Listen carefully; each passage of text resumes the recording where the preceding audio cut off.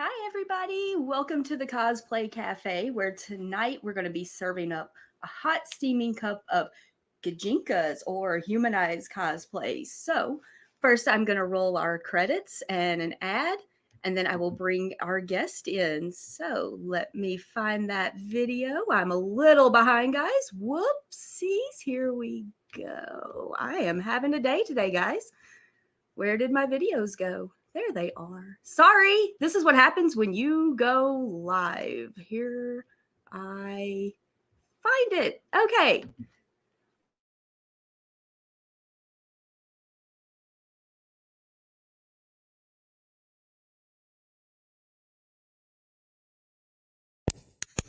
I'm too sexy for my cosplay. I'm too sexy for my cosplay.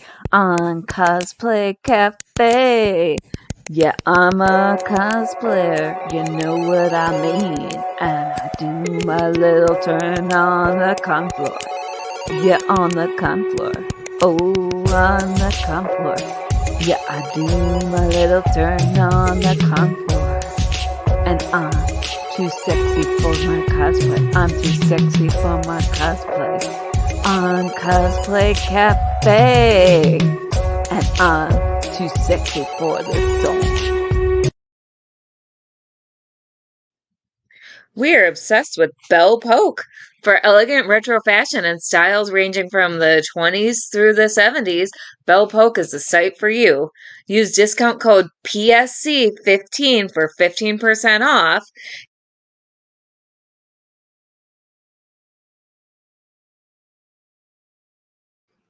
Alrighty, guys. So tonight you're stuck with just me and our guest. Crayleigh's at a con, and Kelly's not going to be able to be with us tonight.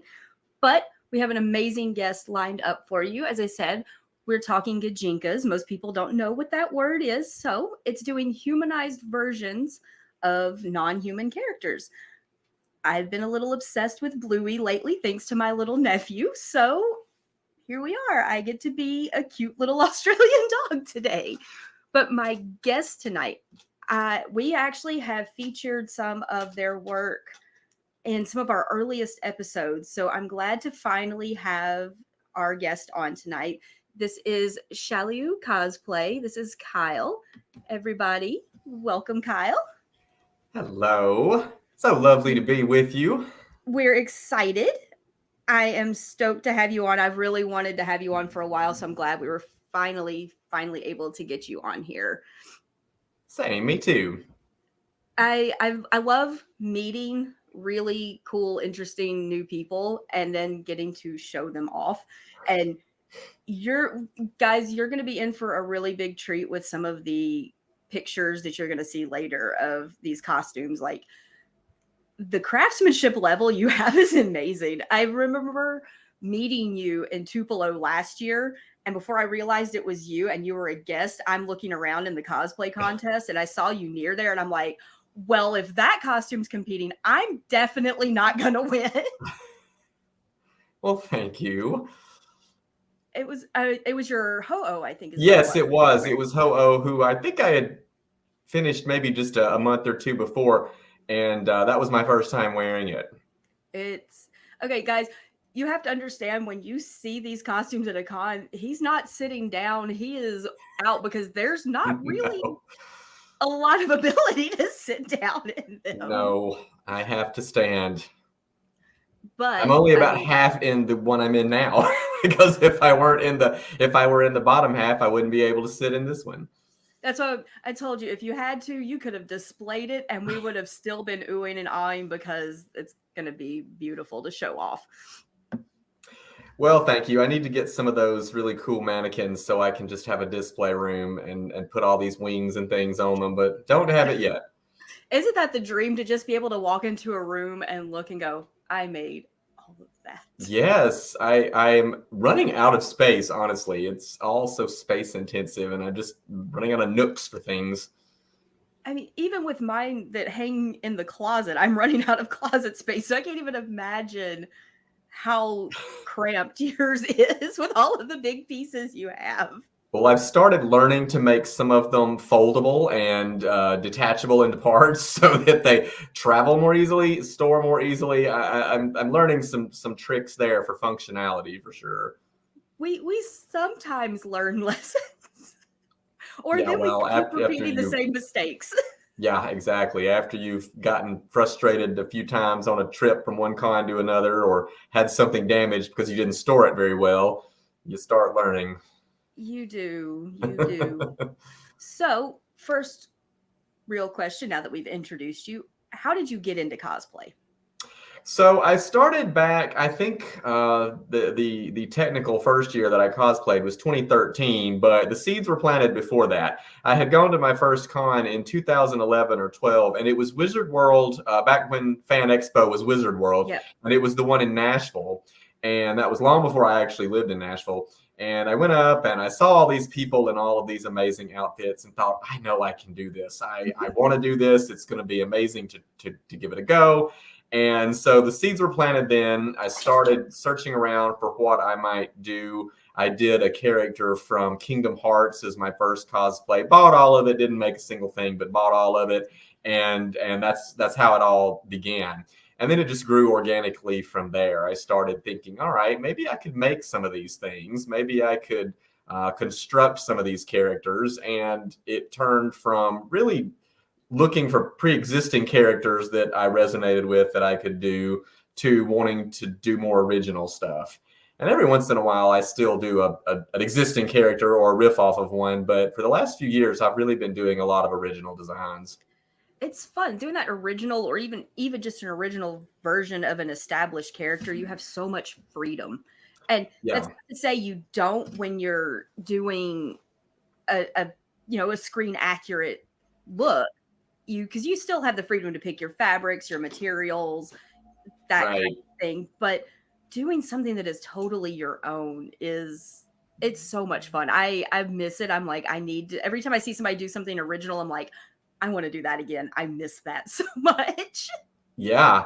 And also I kind of think about it, well, if I'm going to be, whatever the it character is for any particular year, I'm either going to be the very best one or I'm going to be the one that's constantly getting compared to the very best one. So if you're the only version of something, you Yep. really don't ever get compared to anybody. So people You people will set the often standard. remember you because you're definitely the only one of that thing they saw. And that's the cool thing, I think, with our topic with Gijinkas. You can have so many people doing the same character, but Yeah. no two are going to be the same. Yeah, it's just a template and everybody's going to go a different direction with that template. Yeah. Let's see. We have a comment from our friend of the show, Mark Desjardins. Says, Bonjour from Fort Wayne, my little ponies. Sneaking this in while role playing. GM gonna kill me. Have fun. We don't want you to be killed. We love you too much, Mark. We'll try We're not to gonna share. distract you too far from Yeah, your well, game. Mark seems to be able to multitask pretty well. We've had him on. We're gonna show some of his costume stuff later in our viewer submissions. He Good. enjoys a little Gijinka himself. That almost sounds wrong. Enjoys a little Gijinka. Like some If kind of you dirty secret. Little you don't Gijinka on the side. and from Colleen Gilroy, it says, "Oh, Bluey, I'm curled up with Bluey and bingo." I think we've all like there's something in the air that Bluey has taken over, and now these little adorable dogs are conquering the whole of the world with wholesomeness. I say that as I have a cat laying in my lap while dressed as a dog. So, Well, at least he's not got his tail all up in your business like he did a little bit ago. don't worry, my cats really do think this show is about him because here comes in the one that's really, yeah. Well, of course, Now, he's a cat. That's I have 4 of them. They think that the show is about them. I probably should pitch a show on the network that's just for them. they think everything is about them. Look, I almost did this from the guest room where the little rescue kitten is currently hanging out because that baby needs some attention, but we're giving you our attention right now. So, on the whole thing with you talking about making your own designs, do you have a favorite? A You've done it. favorite that I've done? Yes. It's probably, well, it's probably a cross between the one I'm wearing and the ho-oh that I wore to Tupelo last year. So far, those are probably my two favorites. To be fair, almost every one that I do is my new favorite until I do my next one. It's always like that. You put it on and you're like, oh, this is it. This is it. Yeah, And which then I you put guess on the is a good next thing. one and you're like, sorry, baby, I love you, but bye. Yeah, which I guess is a good sign. It means you're growing as an artist. If if everything you do, you're happy and you're pleased with it. But yeah, looking back over the 9 that I've done so far, I would say that it's this one and Ho-Oh that are my two favorites. You were like knocking through all the legendaries making your Pokemon, weren't you? Oh yeah, I had to constrain myself to legendaries because if I opened it up to all Pokemon, the indecision would just paralyze me. There's too many. I remember the original, what was it, 150? Yeah. I mean, I tell people I age myself going, look, I was watching it when it was first airing in the US in 99. Right. So I remember when we added Mew, when we got 151. Yeah. And what are there now, like 500-600 or something? Oh, at least, if not more. Or more. And I love it, but I can't keep up. And then I feel like for Krayley making her Pokeballs, like there's so many characters now. I'm like, girl, how do you keep up with the ones that are popular or what's gonna sell? Because there's so many Pokemon. Yeah. I had to find a way of narrowing it down. So I went with the legendaries because they tend to have somewhat more complex designs and I think a little easier to build off of than a lot of the standard stuff. Something you can definitely turn into, like you like to do, your armor, your crafting pieces, and give that. And they always have fairly simple but strong, often dichromatic color schemes. Sometimes you get 3 colors in there, but a lot of them are very very 2-color based, and I think that's part of why it appeals to me. I like having those strong but simple color schemes to build off of. It just makes everything more recognizable, makes it pop. Yeah, I like that because it's still, you can look at it, and even if you don't really know for sure, you can kind of look at it and go, that has that legendary vibe to it. Yeah.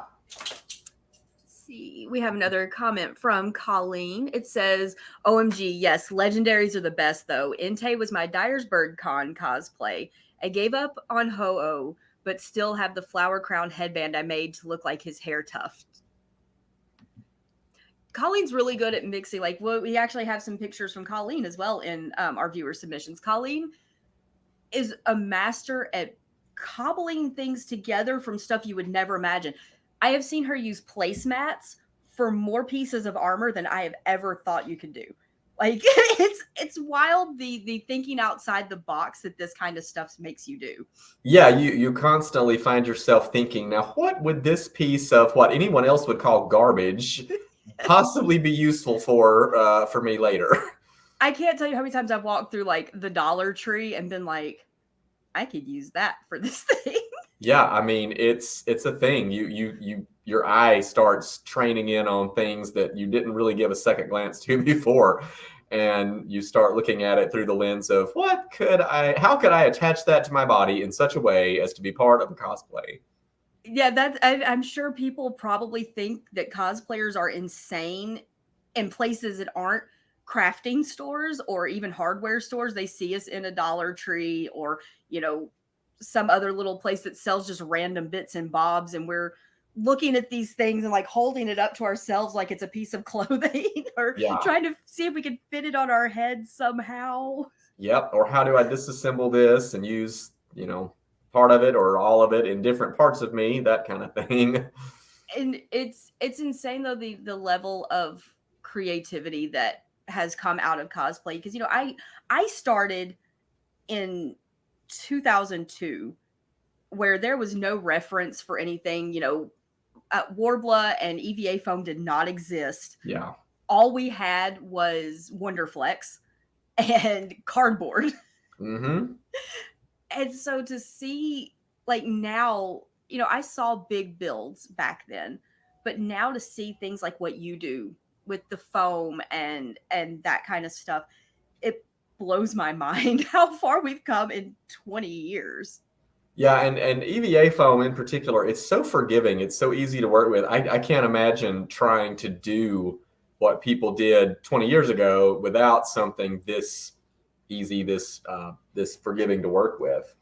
That's Wonderflex was a thermoplastic Yeah. that bonded to itself, but it had this like kind of cross-hatched texture, and it took so many layers of gesso or oh my gosh, I'm losing the word now. The spray that you put on like EVA foam. Plastidip. Plastidip. There we go. That's the word. And it took so long. Like I remember my brother using Wonderflex to make Persicom ears from Chobits for one of my friends. And over there trying to get these things to look smooth like the artwork. And now you just grab some EVA foam, you heat shape it, you plastidip it, and you're good to paint. It's crazy. I used some thermoplastic before I discovered EVA foam, and it worked okay for the purposes that I used it, but you couldn't build anything really, really big with it. It was small, simple pieces that you needed a rigid structure for. It kind of worked for that, but nothing like what foam can do. Yeah, it was great for maybe like the details on like a weapon, or like you said, smaller pieces, like you can make like small pauldrons or something out of it. But you didn't want to wear a whole suit of that. Oh no. I mean, and it wasn't super heavy, but once you started, putting it on, the one good thing I liked about Wonderflex was, like Warbler, it would adhere to itself when heated. Yeah. So you didn't have to worry about some kind of adhesive, but still I would take EVA foam with adhesive any day over trying to get Warbler to do what we were trying, or not Warbler, but Wonderflex to do what we were trying to do 15, 20 years ago with it. Yeah, EVA foam and contact cement are just a match made in heaven. Because for several years I was using EVA foam, but I hadn't discovered contact cement yet. So I was using the like E6000 glue and having to hold the things together forever. And good Lord, how much time did I waste before I discovered contact cement and learned how, you can just press two things together and magic, they're there. They're together. They're not coming apart. You better hope that's where you wanted it. Yeah. You don't get a second chance at this. No, I've even used the contact cement on making shoe covers. Because I had faux leather. I was doing Zidane from Final Fantasy IX for a friend at work. And I used just some plain white shoes, and I built the boots around it. So they were contact cemented onto those shoes. He ran around a con in that costume for like 2 days, and those shoes did not budge. I was like, bro, unless you literally start like stabbing them, I don't think these things are going to come apart on you. Yeah.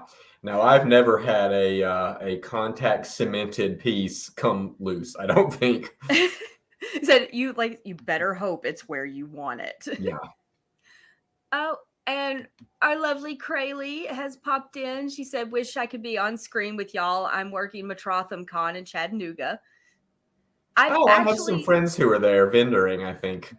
Oh, well, then they might be, who knows, what if they might end up being neighbors? Yeah.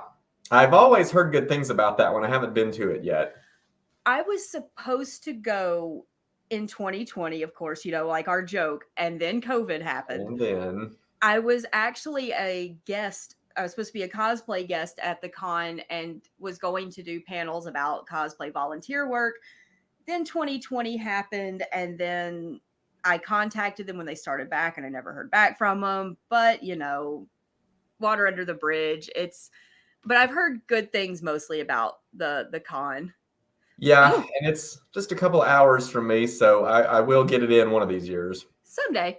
Craylee actually said she's allergic to contact cement, so let's not have her use that when she's working. So E6000 for you. And I love E6000 for some things. It is fantastic in like jewelry making, small resin work. it even adheres fabric to other fabric very well. It does, yes. Surprisingly.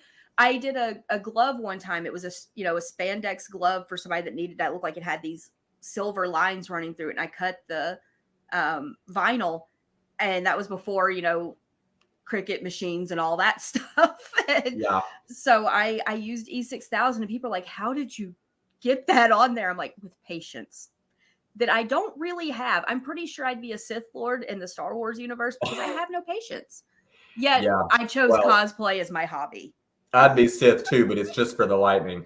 I'm actually fairly patient, but I got so tired of just E6000 is great when you can just stick two things together, stick a book on them, and let them sit, and you don't have to stand there and hold them. But when you're Yes. having to hold something for 30 minutes, no. That's your villain origin story right there. Honestly, if that Okay. wouldn't turn someone to the dark side, I don't know what would. Poor Grayley, she's Oh, also no. allergic to E6000. So you're just in the hot glue world, I guess. Grayley, super I'm gonna glue. put you in a bubble. Super glue is also, for little bitty stuff, super glue really can't be beaten either. It's just not feasible on a very large scale. Right. No, like we do at a lot of the local Memphis cons, the volunteer group I'm in, Cosplay Memphis, we do a repair table. Yeah. And we go through a lot of the Loctite glue because it dries quick enough, but it's malleable. So we go through a lot of that. I like when people walk up to the table, "Can I borrow some glue?" I'm like, "You want to just keep it because we're not going to take it back off your costume when you're done." Yeah, it's yours for the duration. Oh, and Colleen, she said, "Oh, OMG, poor Crayley. My allergy is latex." To which Crayley responded, "Colleen, I am also allergic to latex. I have a lot of allergies." Yeah, that's a lot of a cosplayer's arsenal right there. It's bubble time, Crayley. We're gonna put you in the plastic bubble. The hazmat suit, as my cousin described it one time when he was sick in China. He said the guys walked in the ET hazmat suits. That's what we're gonna put Crayley in. Yeah, keep that Benadryl stocked.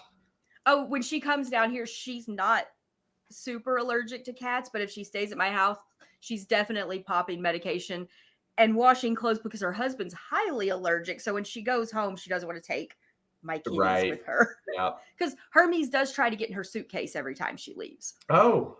Yeah, and he's a real fluffy boy. So he's gonna leave some presents, yeah. Let me just say, when I vacuum, I basically vacuum up a whole cat. Yeah. I've never lived with I take that back. I live with a cat now, but she doesn't shed very much. But I have lived with an Australian Shepherd. And yeah, every time you clean, like you get an Australian Shepherd's worth of hair. Yeah, so, I like when I vacuum wherever I'm sewing, be it my sewing room upstairs or the living room, because I don't feel like going up the stairs. I vacuum up a lot of thread, usually some pins, and a Hermes. Yeah. Crayley said, "I sewed my last piece of foam armor together," and Andrea actually suggested using magnets for some things. Yes. Oh my gosh, magnets are so great. Those like heavy duty rare earth magnets. The neodymiums, yeah. I discovered those a few years ago, and I use them all the time. I mean, they're strong enough; they'll hurt you if you don't handle them correctly. Yes, I've seen people get like skin, like chunks of skin pinched off. Yeah, you'll get some nasty little injuries from neodymiums when they slam together. But if you handle them correctly, they're fantastic for like when you've got a back piece that's not super heavy, but like let's say you've got some EVA foam accents on your back, some smaller wings. Magnets are fantastic for holding that in place without having to fool with straps or any other attachment. Especially if you don't have something to hide, like shoulder straps or something under it. You want that clean look. Yeah, no, I used them. Absolutely my Thor costume, RIP Thor costume from the fire. Someday I'm going to remake the fabric parts while my friend Dwayne remakes all the armor. But my cape was two-sided velvet because I wanted it to all be velvet. I didn't want you to see the inside of that velvet. Right. It was held on at the shoulders with just a couple of magnets, and it didn't budge. And I wore it at cons where people would step on it every now and then. and I'd get pulled back and it didn't move. You get the right magnets, those things aren't going anywhere. No, they're very secure. You place them correctly. You put several of them in there, and it's on there. Yeah, just make sure you use the right polarities on them so they're not.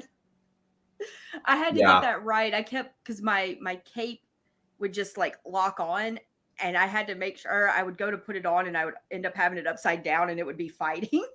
Yeah. I I'm sure it usually have looked one real magnet safe. glued in, and then I keep the others to just pop into my shirt or whatever, and Yeah, they hold it till I'm done, and then I pry them apart. that's my Captain Marvel star. I zip my costume up part of the way and pop the bottom one on, and I just pop them in, and so she just kind of sits there all day, and then Yeah. they're just those little tiny magnets. Yeah, they're spectacular for stuff We love like them. that. They're great for armor pieces and, like you said, wings and attaching things that need to kind of float.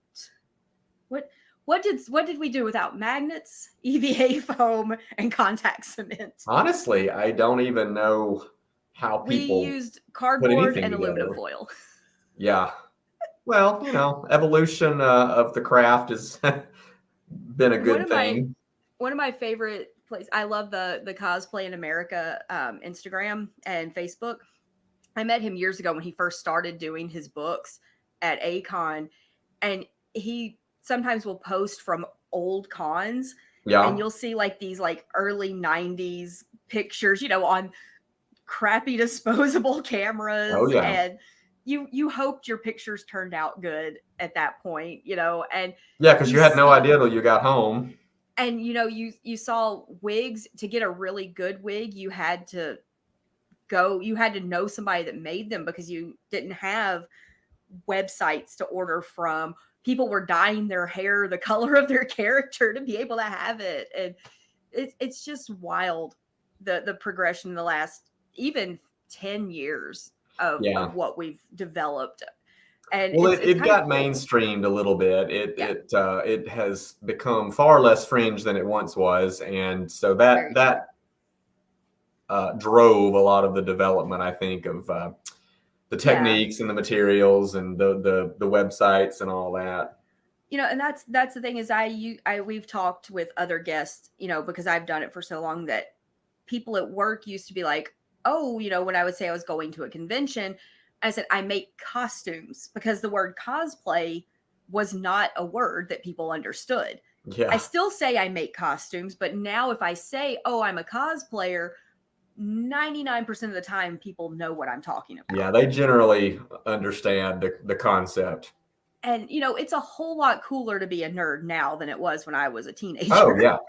Yeah, when we were kids, nerd was, it was it was a pejorative, and now it's become kind of posh. It's funny, like I work with, so many like 18, 19, 20-year-olds, and they're just discovering like Naruto and Bleach and all of this, and I'm like, baby, I was watching that when you had to get fans subtitled from the back alleys of the internet and hope you didn't get a computer virus because of it. I'm one of those. I walked uphill both ways in the snow so you could watch Naruto on Crunchyroll, okay? Yeah, there was a cost to being a nerd back in the day. and to find like nerd merch, like you had to go to a con practically or find somewhere to import it. Now you can literally, my friend Kay was like texting me one day, they're like, I walked into Five Below and saw Hunter x Hunter and Jujutsu Kaisen merchandise. What is wrong with this world? Right? Yeah, it's everywhere. It's been mainstreamed, which I love. I mean, I love it. Some people are not. Some people, I guess, are. I know that there are people out there who have a more elitist view of it and don't love the mainstreaming. I am not one of those people. I think the world can't get enough nerds. I mean, if they're genuinely enjoying it, who cares how they found it, how they enjoy it?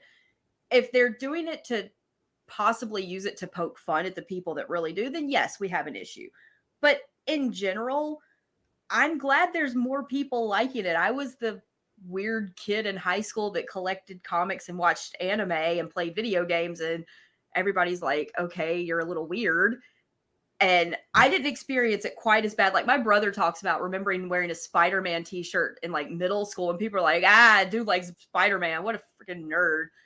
And like getting messed with. And now everybody loves stuff like that. They love Spider-Man. They love comics, even if they only like the movies. You know what? If that's how they like it, that's how they like it. Who cares? Yeah. Yeah. And I don't care for the gatekeeping mentality. no. I mean, and that is in anything you do, unfortunately. But that's why we find our people. You know, we like we had our little group at Tupelo. We were all like, oh, this is our little corner of love over here. It's like you and Carrie and Retta and Taylor and me just having our little corner and having a great time. Yeah, like we were talking about before, the bigger cons. You know, I'm always like, these are my people. Now I found my Like folks. I found 50,000 of my people. Yep, I have come home. I always feel that way when I get to a con. I'm like, you know, I have so many facets of my personality, but I get to a con and I'm like, I can have all of them here. And Yeah, you only get judged if you're doing something really horrible and, you know, disruptive. right. That's the only time you get judged at a con. And I tell people we don't judge in cosplay unless we're in a contest, and only the judges are allowed to judge. Right. Like don't compare yourself. Don't look at somebody's and go, ugh, theirs sucks. You don't know their skill level. You don't know their their ability to get materials, that kind of thing. You don't know. Well, and also don't look at somebody else and think they're so much better than me. Right. Comparison is the It's thief hard of, not to. it is very hard. I say that as I frequently do it myself, but Yes. it really is a thief of joy. You're always going to do yourself a disservice when you go down that road. Yeah. It's it's a spoken word song that I love. It's called Everybody's Free to Wear Sunscreen. And one line in it, he says, remember the compliments, forget the insults. If you succeed in doing this, tell me how. You know, Yeah. I kind of feel that especially in cosplay. You know, you can get at a con, you get 100 people go, oh my God, your costume is amazing. You look fantastic. That one person that goes, your wig's the wrong color. That's the one that sticks in your head. I know. We're built that way, aren't we?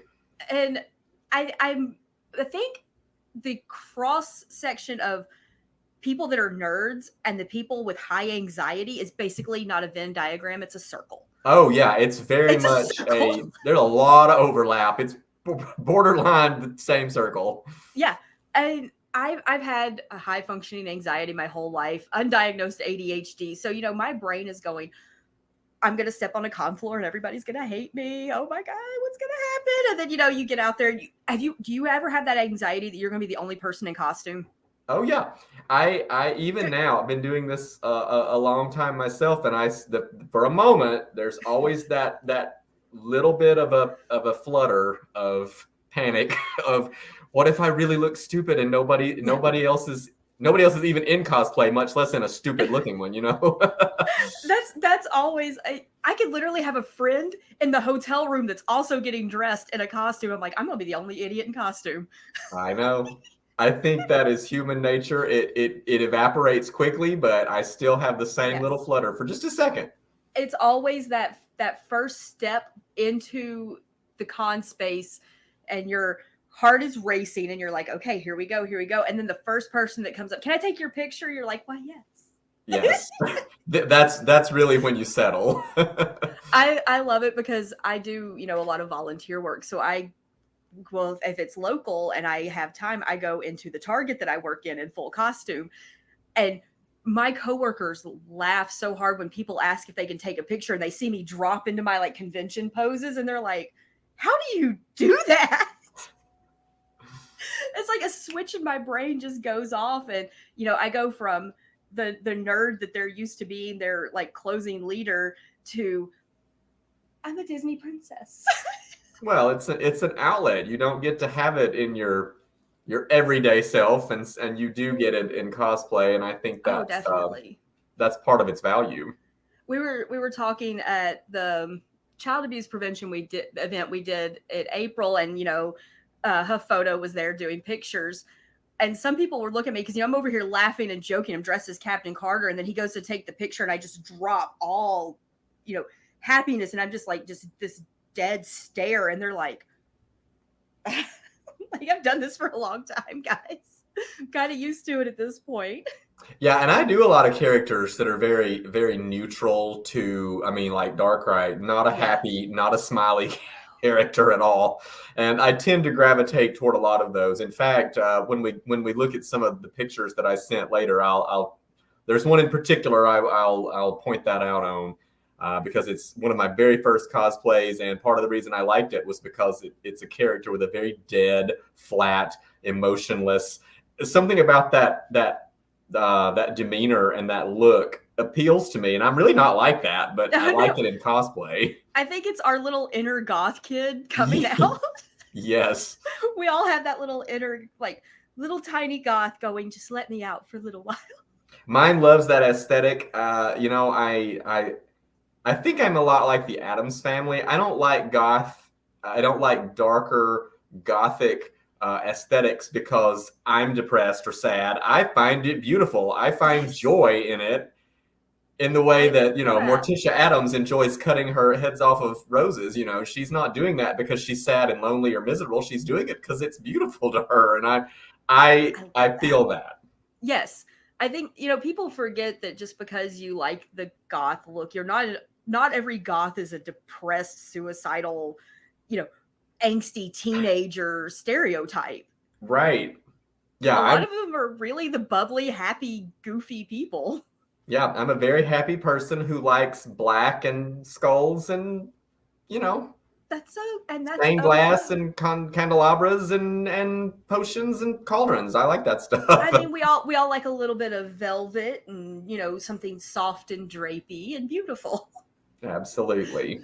We've actually gone past the halfway mark. Are you able to show off any more of your costume, or? Oh, let's see. So we can do a little bit of a camel. Honestly, you got. There we go. Got let's see. Can you see that? Yeah, you can kind of see it. This was some of these little red accents here were some of my first forays into resin casting. I haven't done a whole lot of playing around with resin casting.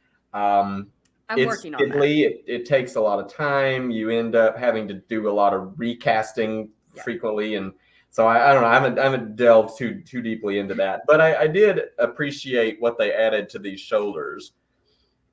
I'm not wearing. You were so sexy for your cosplay. Typically, our whole thing is I'm too sexy for my cosplay. You were so sexy for it, you couldn't even put all of it on.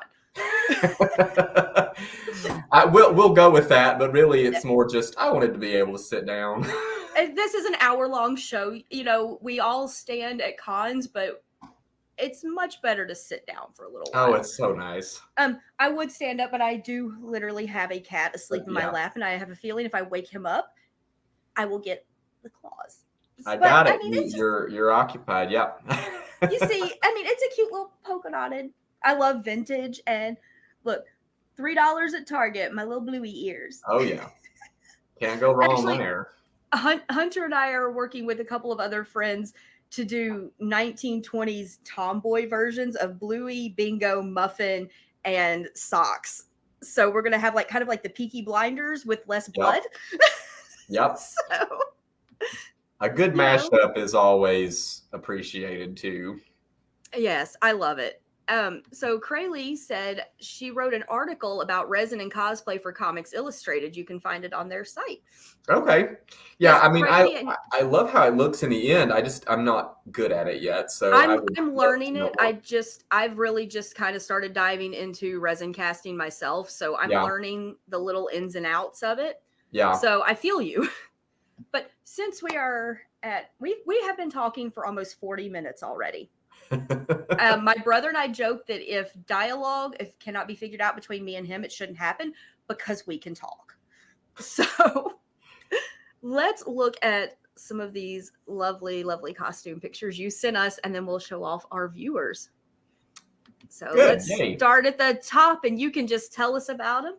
That is the one I was referring to. This was probably my second or third cosplay, and I included it because, like I said, it was in the very beginning when I didn't know how to craft a single thing. I was just buying my things offline. But this is Ukiora from Bleach, and I was extremely drawn to this character because, again, he has that strong dichromatic scheme, the black and the white with the little little bit of green, and he's got that extremely sad, morose, gothic look to him that spoke to me very, very instantly when I first saw the character.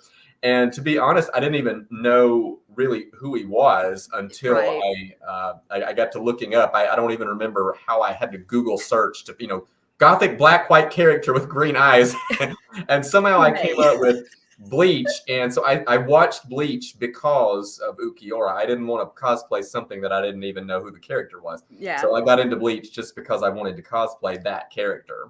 I think a lot of us in the early days, especially like in our age bracket, we all had a Bleach phase because I did Soifon for a little while. Well, it's got a ton of cosplay targets as well, and a lot of very memorable characters, a lot of cool visual signatures. But Ukiora remains my absolute favorite character, both in terms of look and persona. He's the best. It's a comfortable series to cosplay from. I'm not as into the series as I used to be, but man, those Hakama pants are so comfortable.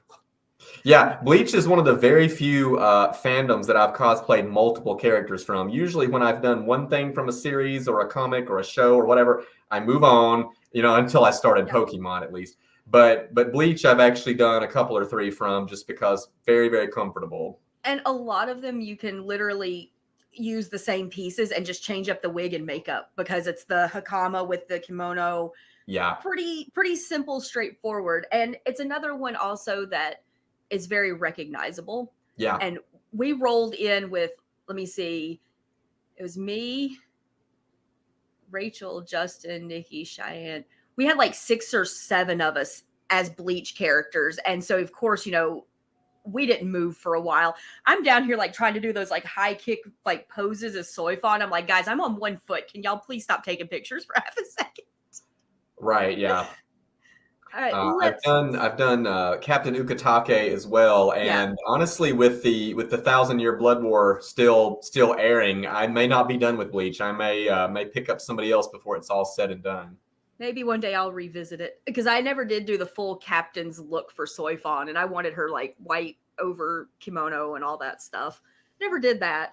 Yeah, well, you can also get crazy, do her Bankai, that giant bazooka-esque thing she's got. If you wanna get into the world of mechy stuff. Yes. Let's see. Next up. So this was my second Gijinka. I did Articuno first, and at that point I had to ask myself, do I want to do all 3? I had no plans at that time of going 9 deep. But I thought, do I really want to do the other 3 legendary birds? And obviously the answer I settled on was yes, I do. So Zapdos came next, and I had done the sword for Articuno. So when I got to Zapdos, I thought the obvious choice for this lightning-based bird was probably going to be a bow. And there's a lot of World of Warcraft influence in that bow. I've played a lot of WoW, and a lot of my designs have some WoW influences in them. I also love a good headpiece. I love a good fascinator, and I love a little bit of asymmetry. I really appreciate touches of asymmetry. So you can see all of that showing up in Zapdos. I love asymmetry. My brothers are all like even perfectionists. They hate that I love things that are unbalanced. It drives it insane. Yeah, I love. I mean, obviously if it's done correctly, but I love little bits of asymmetry, like I put here. I put the head on one side and the pendant on one side, and love how it turned out. Like you said, literally, it's a matter of balance. You can have this thing here, but you balance it with something else different on the other side. Oh, hello! Did you wake up? Thor decided to join us in the land of the living over here. Good. All right, up next.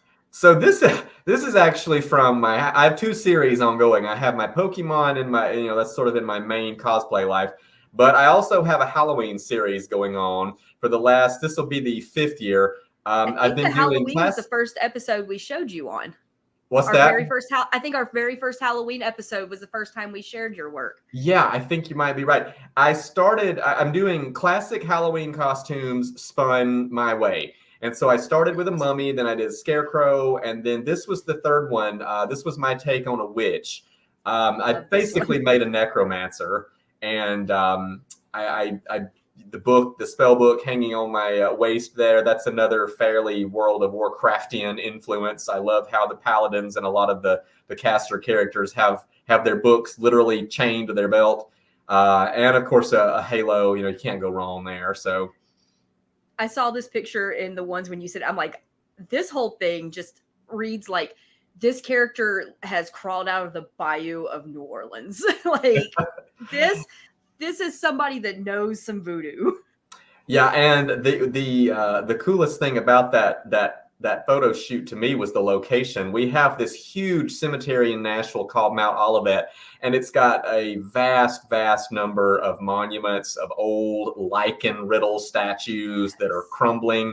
There's no flowers or anything modern at all. It's the people that are in it that died most recently were like in the 40s and the 50s. It's a very old cemetery. So it makes an incredible place for this kind of photo shoot. It's gorgeous. I had to be wary of that headpiece for sure. I'm sure. This was a project back about five-ish years ago, and it went through a number of iterations before I finally reached the final stage that you're seeing here. It started out as an avatar of autumn, and that's really what I guess it has remained ever since. It's just gone through various types of headpiece and various adornments. It's had a crown of roots. It's had antlers, and it has finally finished up with those lovely ears that I commissioned off of Etsy. The rest of it is, the staff is actually a stick. And then you can't really tell it in this picture, but the shoulders are these huge moose horns that I made out of EVA. And the rest of it is just a whole bunch of autumn floral stuff that I picked up from Michael's and Hobby Lobby. I love seasonal based costumes. I love when people or something nature based, when people do like a series based on flowers or trees. But I've never finished. I only ever made the autumn dress for my friend, but I had done the 4 seasons designs for some friends at one point. So I love this idea. Same. I kind of want. I'm the same. I've only done autumn. I kind of want to do a full 4-season Avatar set. And autumn is such a flashy place to start. I don't know that I'll ever round it out, but it's so hard to beat it. Once you've right. done I feel like once you've done colors, autumn, it's like everything else is going to be a letdown. When you use all those oranges and reds and yellows, it's like then you have winter that's all white, and then you have summer that's usually just like garish and bright. And then you go pastels in spring. It's just something about the autumn colors. Yeah. I think that's why we all start there and not and we always finish there. progress past it. We're like, oh, I've peaked. What else can I do? Right. Yeah, that's our mistake because we're starting at the top. Look, my mom always says, go big or go home. And, one of her favorite things telling us was, if you're going to do something, don't do it half-assed. So it's true. Go big or go home, unless going small will get you to the something big. Yes. That's a good piece of advice for new cosplayers. You don't have to start big. Right. We all started somewhere. Let's see. We got and as you can see, outside of the black stuff that I love so much, I do also have a big fondness for those hot autumn colors. This was Moltres. This was number 3 in the Gijinka series, and took a lot of influence, I felt like, from the concept that I had in my head of sort of an Aztec high priest.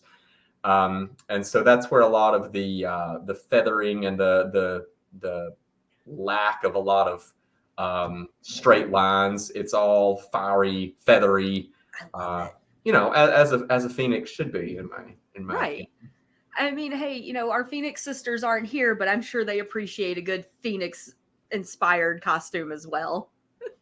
Yeah, I mean that's Ho-Oh can lay claim to having a lot of Phoenix influence as well, but Moltres I think is pretty much the archetypal Phoenix. So he got a staff, Yes. and anybody that has played World of Warcraft is going to look at that and be like, boy, do I see the Firelands, the Ragnaros influence there.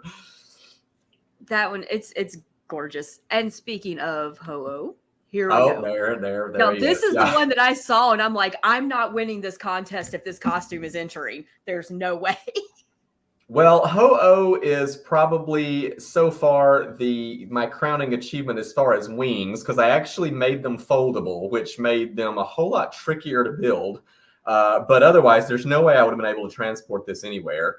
Yeah. So I'm really, really glad that it worked out. And Ho-Oh was my sixth, I think. And at this point, I'm starting to run out of different types of weapons.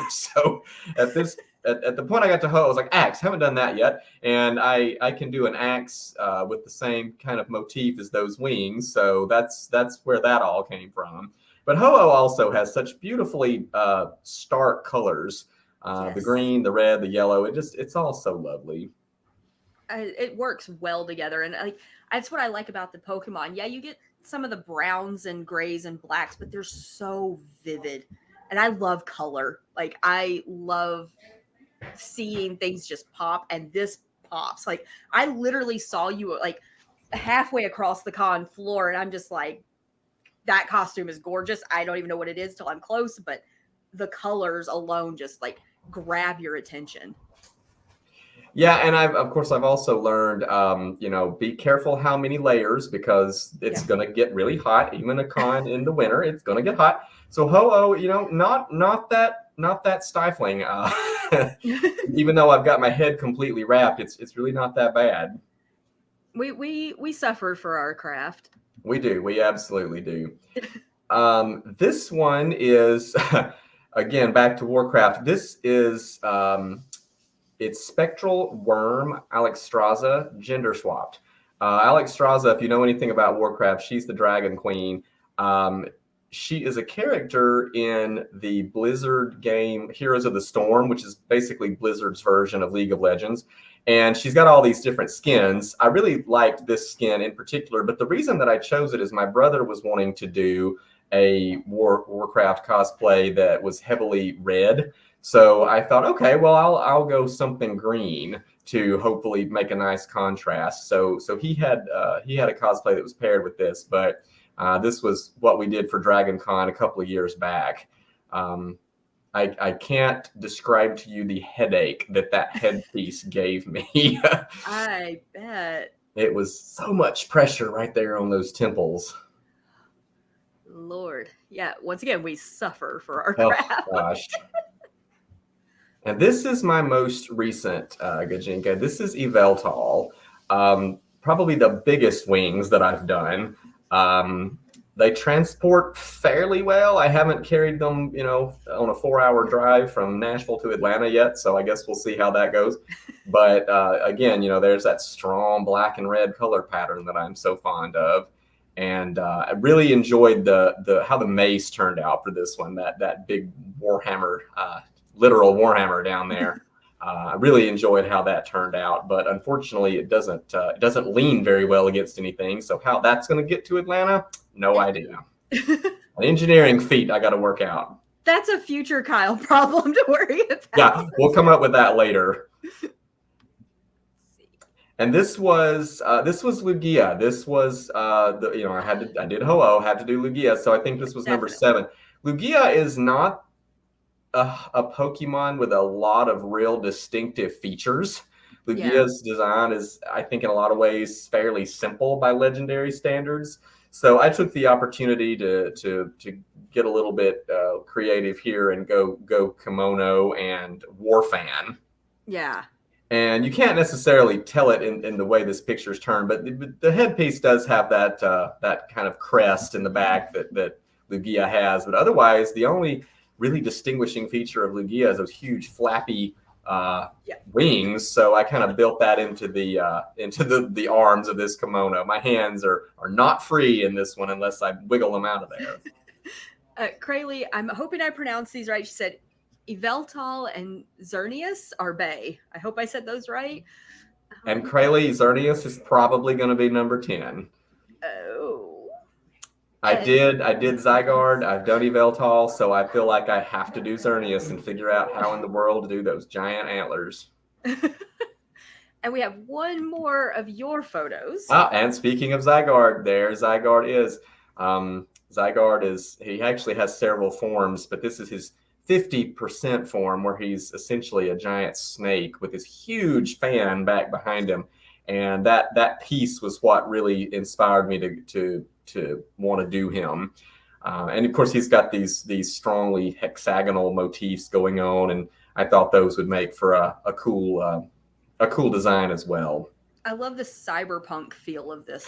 I know. This is the only, am I right in saying this? I think this is the only one that I have done so far that has a little bit of lighting. And I really want to do more, but that's an area that I have not, kind of like resin. I haven't delved too deeply into that yet, but I really want to because I love what it adds. Let's see. I need to. Let's see. Now we're going to go to viewer submissions. So we have several. We got 5 minutes. If we go over a few minutes, it's fine. So this is Ramen in my room doing gear from Invader Zim. Wow, how cute! And I bet I know who took that picture. You know what? It's gotten to the point that there's a lot of Huff photos on this show now. Krayley said she's jealous. She doesn't have a Huff photo yet. So next time she's down in the area, she's got to get her one. Absolutely, yes. All right. This is King Beast, Mark Desjardins, and his My Little Pony cosplay with his wife. I love these so much. The wings, like using those like showgirl type wings, so perfect for My Little Pony. Yeah, I'm a sucker for wings. Obviously, I love a good pair of wings. They're hard to maneuver through a con in, silhouette. But we love them. We love wings. Krayley, I cannot remember which Pokemon your outfit is. Oh my goodness. Which one is this based on? I cannot remember. This is Krayley's Kigu that she had made. And it's adorable. And I cannot for the life of me think of the Pokemon. And I feel horrible now. Krayley, hopefully that was you answering. Lunala. It's Lunala. Gosh, Lunala's a gorgeous one as well. I have brain moments, guys. Hey, same. I cosplay them and I don't even know all of them. Sometimes. This is Honey Blossom Cosplay, or Colleen, that's been commenting tonight. She has so many different Gijinkas from so many different series. My Little Pony. She's got some Super Mario, some Pokemon in there. Some Umbreon up there. So many textures. I love all those textures. I told you she is the master of finding stuff that normally would not be clothing or used in cosplay and coming up with really cool stuff for it. Yeah, well, hey, that creativity is a big piece of it. Yes, definitely. And Krayley said, Colleen, you're a superstar. And next, here's another friend that Kyle and I have mutually. Miss Carrie. And her lamb, Cult of the Lamb. I love this costume so much. It looks so simple, but it's not. Like the detail she put into this costume, and then the book is actually her purse, is great. Yeah, did she wear that? When did she wear that? It wasn't this last Tupelo. Was it the one before? I think she wore it at the Tupelo before, and I had judged it at Memphis Comic and Fantasy Con one year. Okay. And she won an award for it, of course. Yeah, that is definitely a favorite of Carrie's. Colleen said, "Oh, thank you." Lolita Persian Meowth Evolved was the other one. That's the other one she was wearing in her pictures. Okay. And then last submission I have is from Snooze Caboose. This is Emily. I've known Emily since 2016 when I started doing theater costuming. She's done her Pinkie Pie. She's got some Pokemon, some Animal Crossing. She does a lot of really cute Gijinka type stuff. And so I was really excited to get to show off hers. Her Pinkie Pie shoes are so cute. They look like little cakes and are covered in candy. It is a precious costume to see in person. Hey, She's I got this love the kid's got a fascinators. lot of I talent. am a huge fan of, it's for me a huge part of my design process is the silhouette. I want my silhouette to be recognizable and striking. And fascinators, they're a lot of bang for your buck. You don't have to have a whole lot on your head for it to Right. really alter your silhouette, and that makes a huge difference. I think that's why I like Victorian clothing so much, is it's so striking in its shape, and I love a good bustle.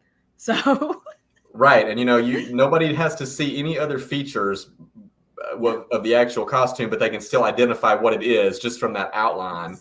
And I think that's really important in my design process anyway. I want that silhouette to be stark. we need to use your Gijinkas and do them in an outline and do the Who's That Pokemon from the TV show. Yeah, You totally need some like little like con trading cards of your Who's That Pokemon on like one side and then have the answer on the back. right. And I may just keep going. I wanted to get to 10, so I've got number 10 to make between now and Dragon Con, and then I'll have to have a reckoning and decide, do I switch? Because I absolutely love Gajinkas. Again, they give you a template. So you have a starting point. You kind of know your colors, you kind of know your features, but you get a lot of creative freedom to go whichever direction you want with it, and that's what's so important to me. So I don't foresee leaving the concept of Gajinkas. I just don't know if it'll be Pokemon or not. I guess we'll see. I think that's what people have forgotten in cosplay is that creativity. It No, doesn't have to just be a textbook copy.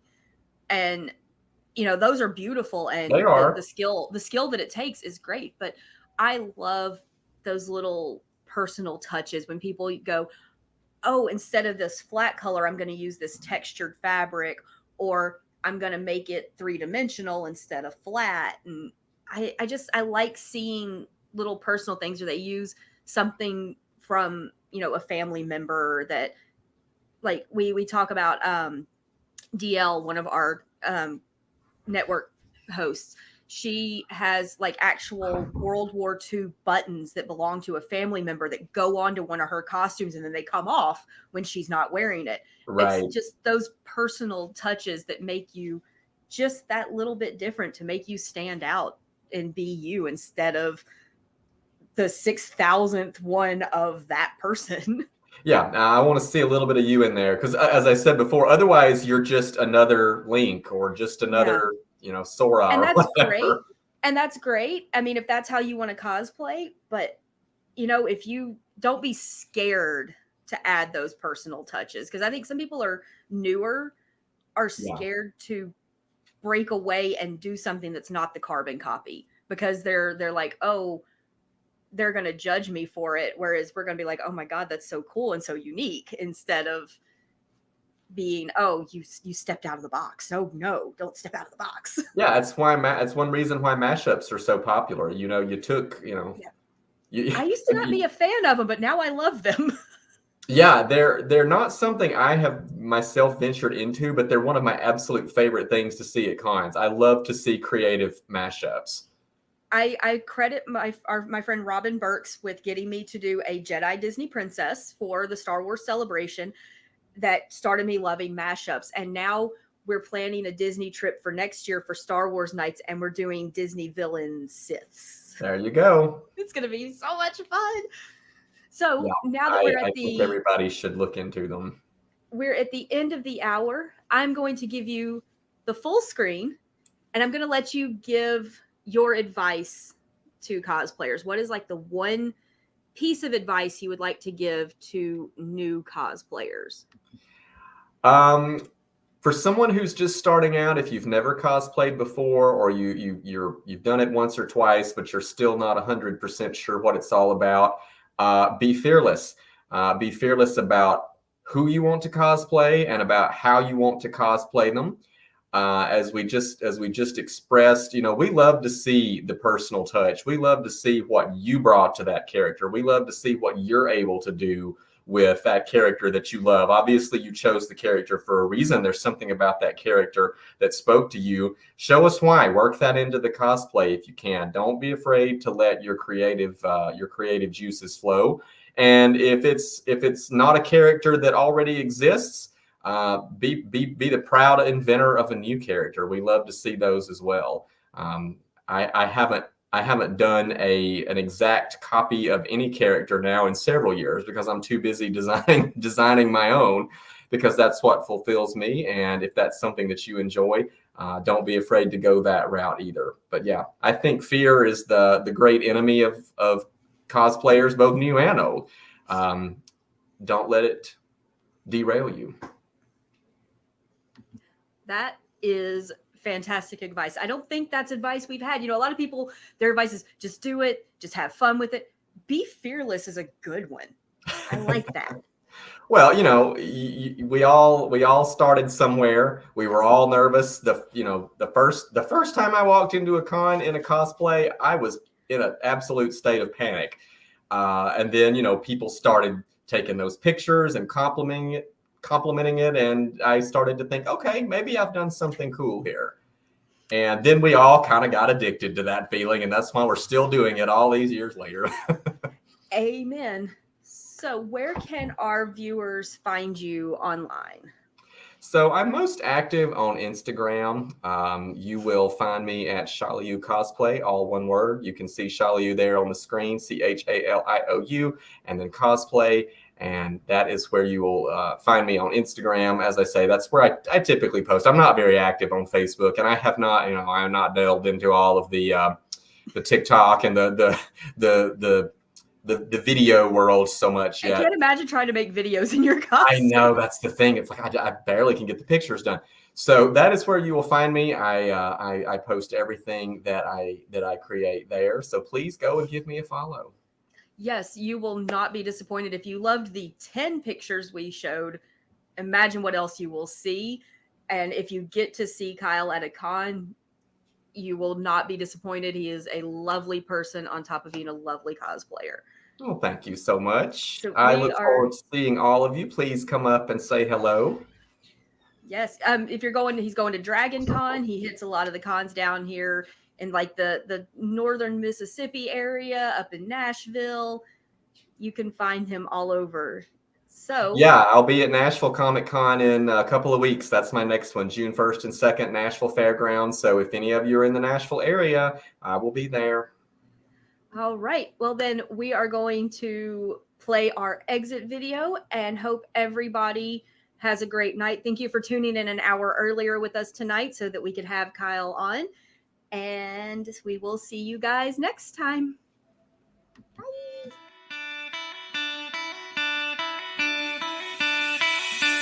It's like Coca-Cola, Levi Strauss, Johnny Carson and Mickey Mouse. The first star was James Dean, Elvis Presley, and he's still the king. Some things are only imitatable. You can't beat an original.